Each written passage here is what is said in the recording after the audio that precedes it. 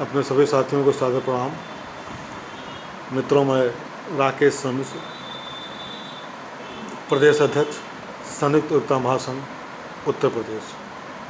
बहुत दिनों से सोच रहा था कि आप लोगों से रूबरू होकर के कुछ बात करूं। आज वो मुझे सुबह से प्राप्त हुआ है।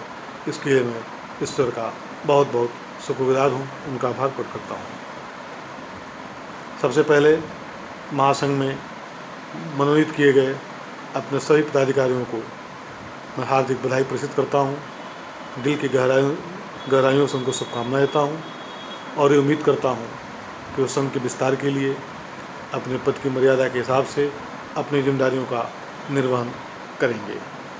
मित्रों, आप स्थानीय स्तर पर जितना मजबूत होंगे, हम प्रांतीय स्तर पर और राष्ट्रीय स्तर पर उतना ही मजबूत होंगे। एक बात आपको समझना होगा कि अगर लोकल स्तर पर कोई आपको दिक्कत आती है, कोई परेशानी आती है, तो सबसे पहले आपका अधिवक्ता भाई वहाँ पर आपके साथ खड़ा मिलता है। इसलिए आप स्थानीय स्तर पर अपने पदाधिकारियों को मजबूत कीजिए, अपने महासंघ को मजबूत कीजिए, अधिक से अधिक अधिवक्ता साथियों को पदाधिकारी बनाइए, अपने महासंघ में पद दीजिए, उनको सदस्य बनाइए, उनको अपने महासंघ का हिस्सा बनाइए।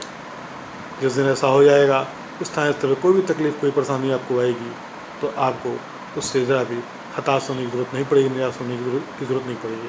हम तो आपके साथ खड़े हैं, हमारे राष्ट्रीय अध्यक्ष खड़े हैं, प्रांतीय स्तर पर मैं खड़ा हूँ, लेकिन हम दूर से आपको फ़ोन कर सकते हैं, बोल सकते हैं, कह सकते हैं, लेकिन स्थानीय स्तर पर आपके साथ कंधे से कंधा मिला करने वाला आपका अपना अधिवक्ता साथी होगा। इसलिए आप अपने साथियों को अधिक से अधिक जोड़िए, बिना किसी भेदभाव के, बिना किसी जात बिरादरी के। जितने साथी जुड़ें उनको जुड़िए, उनका स्वागत कीजिए, महासंघ में उनको हिस्सा बनाइए।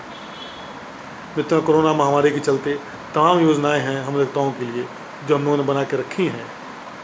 आपके लड़ाई लड़ने के लिए तमाम आंदोलनों पर हम लोगों ने काम किया है, उसकी रूपरेखा बना के रखा है, परंतु कोरोना के चलते हम उस पर काम नहीं कर पा रहे हैं। जैसे ही हमारे देश को, हमारे समाज को, हमें आपको कोरोना बीमारी से राहत मिलेगी, हम उस पर काम करेंगे, हम उस पर ज़मीन पर लाएंगे और अपनी बात को शासन तक पहुंचाने के लिए, केंद्र सरकार तक पहुंचाने के लिए, राज्य सरकार तक पहुंचाने के लिए हमें जो भी आंदोलन करना पड़ेगा, धरना करना पड़ेगा, प्रदर्शन करना पड़ेगा, हम वो करेंगे। हम आपसे वादा करते हैं। प्रांतीय स्तर पर किसी भी प्रकार की कोई दिक्कत आपके सामने खड़ी हो तो मैं अध्यक्ष होने के नाते उसकी जिम्मेदारी लेता हूँ और आप किसी भी समय मुझे याद कर सकते हैं, मुझे फ़ोन कर सकते हैं, मुझसे बात कर सकते हैं। मुझसे जो बन पड़ेगा मैं आपके लिए खड़ा हूँ, क्योंकि आप मेरा परिवार हैं, आप मेरे भाई हैं, आप मेरे बंधु हैं। मैं जानता हूँ कि समाज में लोग हमें पसंद नहीं करते हैं, हम अधिवक्ताओं को पसंद नहीं करते हैं, चाहे वो पुलिस का विभाग हो, चाहे वो प्रशासनिक अधिकारी हों, चाहे वो राजनेता हों, चाहे वो जनता हों, चाहे वो गुंडे हों, चाहे वो बदमाश हों, कोई हमें लायक नहीं करता है। बैंक वाले हमें लोन नहीं देते हैं, हमें हाउसिंग लोन नहीं मिलता है, हमें गाड़ी का लोन नहीं मिलता है, लोग हमें किराए पर मकान नहीं देते हैं। फिर भी समाज का कोई वर्ग जब परेशान होता है, किसी दिक्कत में पड़ता है, किसी परेशानी पड़ता है, तो सबसे पहले कोर्ट में आता है, हम अधिवक्ता साथियों के पास आता है। हम उसके दुख को, उसके दर्द को, उसकी पीड़ा को बड़े मुस्कुराते हुए सुनते हैं, उसका समाधान करते हैं, उसका हल करते हैं, उसके बहते हुए आंसुओं को पोंछने का काम करते हैं, उसके चेहरे पर मुस्कान बिखेरते हैं। उसके बाद भी लोग हमारे विरोध में खड़े रहते हैं। मुझे बड़ा ही आश्चर्य होता है सोच करके, ऐसा क्यों है। फिर भी मुझे हताश होने की ज़रूरत नहीं है, मुझे निराश होने की ज़रूरत नहीं है। मुझे अपने पर, अपने बाजुओं पर, अपने संघ पर भरोसा करना पड़ेगा और हमें आगे बढ़ना पड़ेगा। हमने दूसरों को न्याय दिलवाया है तो मुझे भी न्याय मिलेगा, ये मैं जानता हूँ। हमारी तमाम आवश्यकताएँ हैं जिन्हें केंद्र सरकार, राज्य सरकार ध्यान नहीं दे रही है, उन्हें मुझे मनवाना है। मुझे अफसोस होता है कि हर राजनीतिक पार्टियों में हमारे बड़े बड़े अधिवक्ता साथी बैठे हुए हैं, हर राजनीतिक पार्टी के विधि प्रकोष्ठ बने हुए हैं, उसके बाद भी हमारे अधिवक्ता साथी उन विधि प्रकोष्ठों पे पद पर विराजमान होने के बाद भी हमारी बात अपनी सरकार तक क्यों नहीं पहुंचा पा रहे हैं, ये मैं नहीं जानता हूँ क्या मजबूरी है। मैं जानता हूँ कि तमाम अधिवक्ता संघ आज काम कर रहे हैं, पूरे प्रदेश से ही नहीं पूरे देश में काम कर रहे हैं। मुझे उससे कोई तकलीफ़ नहीं है, बल्कि खुशी की बात है कि आज तमाम संगठन एक्टिव हैं जो अधिवक्ताओं के बारे में सोचते हैं। संघ भले अलग हों, लेकिन जब किसी मुद्दे की बात आवे, अधिवक्ता हित की बात आवे, तो सारे संघ को एक साथ खड़ा होना चाहिए। मैं सभी संघ के पदाधिकारियों को बहुत बहुत बधाई देता हूँ, उनकी मंगल कामना के लिए ईश्वर से प्रार्थना करता हूँ।